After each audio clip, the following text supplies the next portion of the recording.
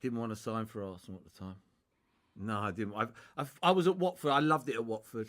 I just thought I might be good enough for Watford. Yeah. Even though Watford were very good at the time, that was when Barnsley and all that. Like I finished second in the top league, but I just thought I might have a chance there. And the other reason was my dad's a massive Arsenal fan, but I grew up a massive Chelsea fan when I was a kid. Yeah. So I wanted to maybe one day play for Chelsea, but thank God I signed for Arsenal because of my dad. And what a club! Yeah, I call it a Rolls Royce of a football club. Like the two lads played for an unbelievable club in Man United. Arsenal was the same. Yeah. Like Did Chelsea ever come for you?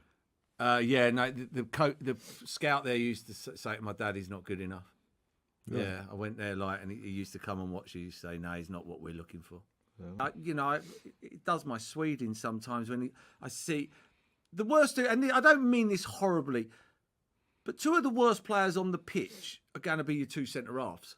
So why should they touch the ball more times than the number 10 or the two number 8s or the wingers who are your best players? And I don't mean that horribly, but if they were better footballers, bar Van Dijk probably, they'd all be playing further up the pitch. It was like going, what's going on here? We had the best set play ever though. We had I took the corners, so you had Steve Bull was at the near post, right? So he'd stand on the near post, he'd jog to the line on the 6-yard line.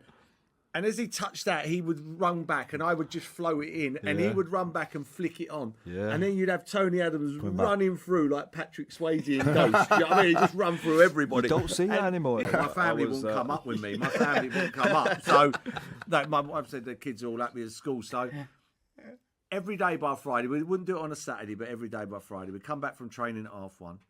Me and Gazza would give Jimmy and my brother a load of money to go and get some bottles of wine. And we'd come back and we'd pour the wine into massive glass jars. Every day? Every day by Friday, because we had a game on Saturday. Yeah. We were professional. We were professional. So at 2:00, Gazza and my brother would sit on that sofa. Me and Jimmy would sit on this one. We'd put a load of money each on the coffee table.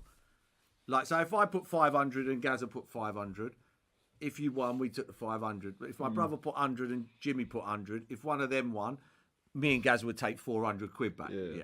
Then we'd start drinking wine, and on the hour, every hour, we'd pop a sleeping tablet. And whoever fell asleep last just picked the money off the table, and that's all we'd done every day. I remember the smashing the room up, yeah. I went in after. I was the next one in after him. Yeah. Really? I remember I was walking in the door over there. Glenn was here behind the desk, and I walked in, and as I walked in, he was standing behind the desk, white as a ghost, like that. Yeah. And the room, I've never seen anything like it. It's smashed up. There's vases smashed. Everything was turned over. And I walked in, and I literally took 3 steps in, looked around, and he looked at me and he went, "You're going."